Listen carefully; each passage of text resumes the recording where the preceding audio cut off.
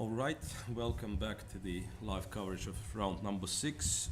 One last game is still in progress. Nepomniachtchi is trying to convert the extra queen against the rook with Mamedyarov, and we have Peter Svidler as the guest. So first victory, Peter. Yeah. Congratulations. Today is a good day to play white, apparently.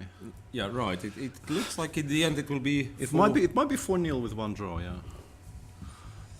If Jan converts, which we expect he will, because that doesn't look like a fortress. It frankly looks like it should be very dismantlable, if that's the word. All right. So a few words about your game. I mean, what was interesting immediately, I have to say. I mean, first hour of play, we go for a break, 6 moves. Yeah. Then after 2 hours, it was 12. I mean, so the ratio was kept till certain point. The thing was, I even broke the rules of the competition a little bit there, because really? I met Vladimir Kramnik in this space where he goes to smoke next to the playing hall, and I begged him to tell me the secret how he manages to guess openings in every game, because he started thinking round move 22 today.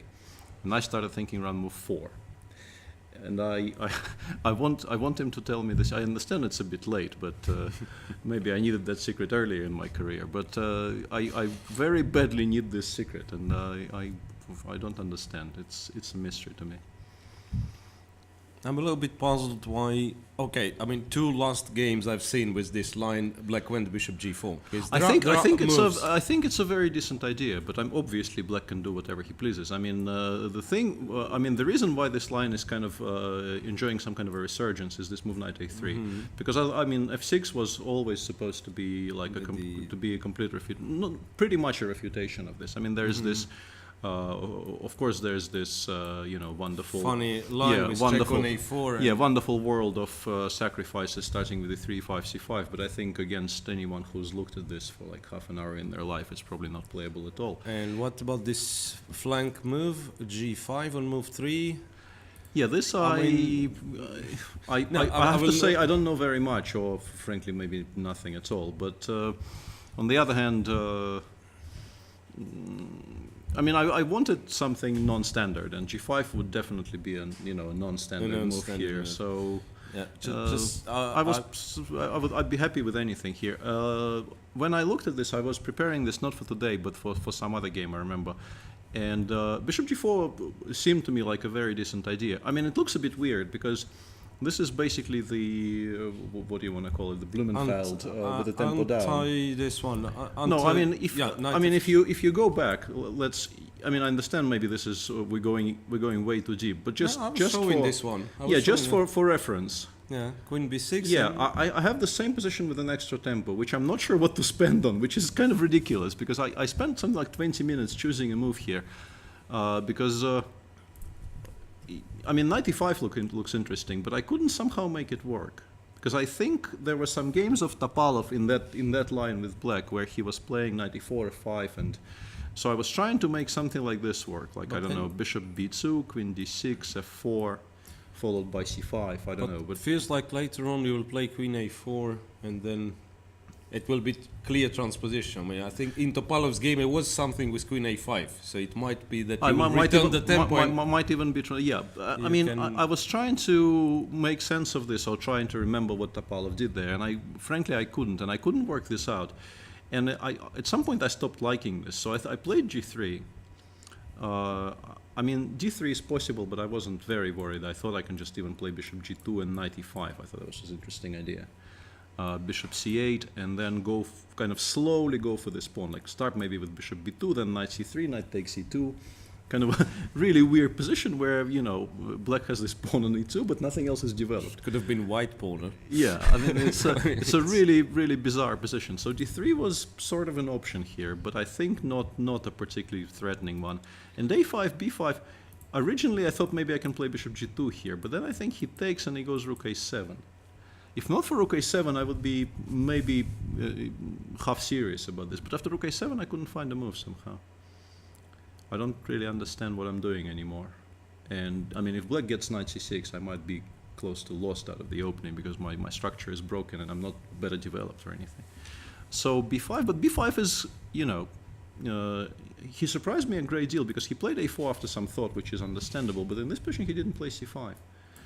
I was only concerned about this because after bishop takes f3, at least I know I will not be worse. It's very difficult for me to be worse there, and probably I might be better. After c6, I'm definitely better, I think. But c5, I think the only move I should make here is knight e5, because if I allow knight bd7 and e5 once again, I mean, it's between worse and lost for white, I think. I've lost so much time there. And something like bishop h5, and here either e3, or maybe bishop g2, queen c7, f4, knight d7, and some move like maybe castles here. And black, I don't know, maybe castles long. Oof. And God knows what's going on. I honestly have no idea. It's once again, I would welcome this because I thought, okay, this is a completely fresh position. Nobody knows what's going on, and I might wanted to play chess. Yeah, I might be much worse, but I also could be doing quite well here. I mean, if the tactics work out for me, if I'm, I don't know, in time to break the center with e3, for instance, in some fashion, in some favorable circumstances for myself, I could be doing quite well here. But anyway, this is the principled reply. And after bishop f3, queen f3, I think the evaluation of this position depends on whether he can do this. Mm-hmm. I was kind of expecting him to do this. Frankly, when I saw c6, I was stunned because his entire problems later in the game are stemming from the fact that after he plays c6, the knight on b8 is completely stuck. And it will never have moves. It takes black. I mean, the knight finally got developed on move 29 when the position is objectively probably lost. So e5, and let's say if I take on b7, he goes knight bd7, bishop g2, and he goes e4. Mm-hmm. And bishop takes e4, I believe, is a draw. Rook b8, queen c6, rook b6, queen a8, and we can go home. So there is this option. Right. There is this option for me if I'm very scared. And frankly, I might be because the queen is in trouble. Otherwise, the queen is in trouble. After rook b8, b6, I will actually lose the queen. So the question is, can I even take? And if I start with bishop g2, I think e4, queen f5. Once again, I'm reasonably happy. But what do I do after knight d7? This was my concern. Yeah, so if you don't take it was very, very surprising to me that he more or less completely ignored this possibility, because I think the evaluation of, and Jan meanwhile created a Zugzwang, and black is forced to abandon the fifth. And because of that, and Shah just resigned. Well, I mean, king h5, king g6, yeah, king h5, king g6, yeah. You can't stop king h5, king g6, and then your position is just completely lost. So it's understandable that he resigned here. Yeah, let's all right, so return to this. Back to this one. Yeah, right. And and he played c6 very, very fast without really thinking about this for very long. And I think this may be, these two decisions. First of all, not playing c5 here, and secondly, not playing e5 here. These two decisions may be actually cost him a lot. Yeah, decided the game. I don't know. Maybe after e5, I can maybe play. Takes and like enchanted the queen.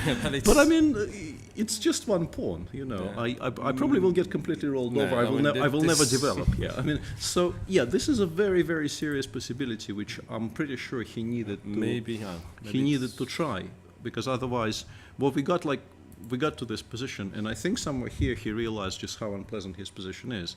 And I mean, h5 looks weird, but let's say if you go for something slow like queen c7 with the idea of rook c8, knight bd7, I just play g4. Mm-hmm. This is sort of the point. And it's kind of typical. You do have this. I mean, this move. Probably. With g5 with colors reverse in this line. With the idea of playing g5, place the knight on e4, queen g3, f4, and black is still. I mean, black still needs to make all these moves like g5, knight g7. I play queen g3.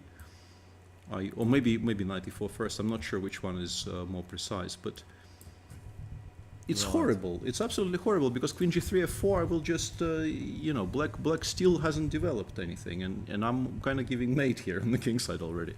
So I mean, h5 looks really weird, and it didn't really pay off for him. And actually, I almost blundered. You probably see that. You'd seen this, yeah? If I go knight e4 here. And this one is we missing. F5. And it becomes a bit tricky, because my queen gets caught. So I need to go back, and then he might even play g6. He might wait for another move. and then return to f6. And I've given him some space. But after h3, I mean, it's incredibly difficult for him just to make moves. Rook b1, and once again, And I mean, knight h7, he yeah, created a threat. if he goes queen c7 now I will restart my g4 ideas, because I didn't want to play g4 straight away, because he takes, he goes king g7 probably, and g5, knight h7, I lose this pawn. And after queen g3, he might do something like queen c8, and I have to, or I don't know. Yeah, queen g3 is maybe reasonable here, but maybe he can start sacrificing stuff already, because I have committed some to some weaknesses. But with the inclusion of rook b1, queen c7, the whole thing is just so much better for me compared. And after knight h7, e3, I mean, once I open the center, the position is close to complete collapse. So if he I think if he takes, he needs to take, but I think it will be very queen. difficult. I think it will be very difficult to hold the center. Just queen e3, knight f3. The pawn on e5 is so weak, and black is still some way away from developing the b8 knight. It's like if bishop g5, then I will take on e5. Yeah, no, I mean, the moment the center gets opened, I think black just gets completely rolled over. Maybe it was better than what he's done, but it's quite clear this is bad for black. The question is just how bad. And yeah, in the game like here, he's completely out of moves. There's just nothing he can even attempt doing. And h4 takes rook b7. Frankly, the rest is like, I'm unlucky I'm not winning in 5 moves here. I'm unlucky I need to play this endgame, to be honest, because I thought I might just be winning by force here in most cases, because it's impossible to make a move. Takes bishop f6. I was very surprised when I couldn't find anything, better than what I got, which is completely winning, of course, but still, I wanted more. Knowing you, well, kind of not accepting the materialistic approach, was there a need for 31 queen b6, or? Well, when I went for this, I missed bishop c7. And no, that was my point. I can't take the queens off, and it gets a little bit weird, because I cannot play bishop d5 because check start, and if I place, let's say, the queen on d5, he goes knight e6. Yeah. And this position you can actually fail to win. If you're really careless, you might lose it.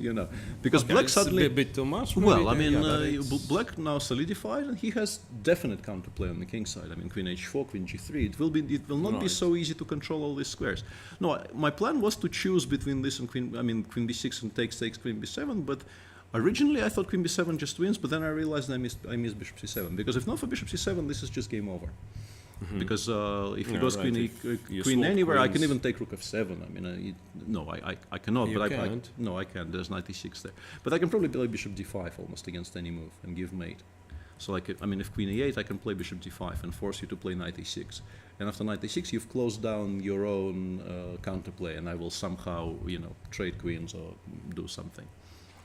And yeah, but no, I think queen b6 is a good move. But I thought it was completely winning, but it's a little bit trickier than I thought. Maybe rook e6 was a better choice.